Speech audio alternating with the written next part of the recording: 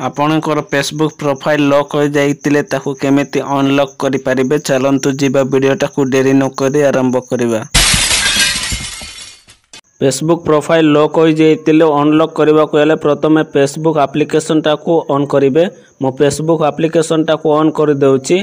On करी सारला पर एपरी interface खोलिबो। एटारे देखंतु फेसबुक प्रोफाइल रो लोगोटा देछि तारि ऊपर क्लिक करबा। एबे हमें मु क्लिक कर दउची। क्लिक करी सारला पर एपरी इंटरफेस खोलिबो। एटारे देखंतु यू लॉक्ड यूर प्रोफाइल देछि।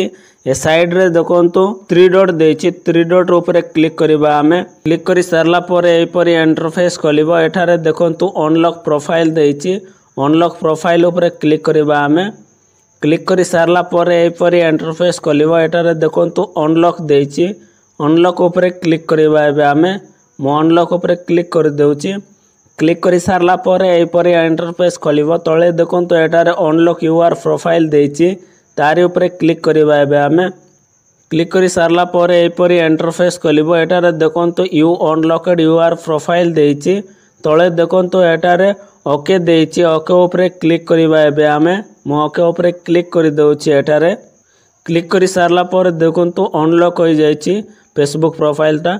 एहीपरि आपण माने आपणकर फेसबुक प्रोफाइल लॉक हो जाइतिले अनलॉक करि परिबे आपण माने। तो आपण मानको जदि वीडियोटा भलो लागितिले लाइक करिवे, सांग मानको सहित शेयर करि जणाइबे। प्रथम थर जदि मो चैनल टा को विजिट करचंती ताले सब्सक्राइब करि बेल आइकन को प्रेस करि देबे। एमिति इन्फॉर्मेटिव वीडियो आपनको सर्वप्रथमे देखिबा को मिलि परिबो।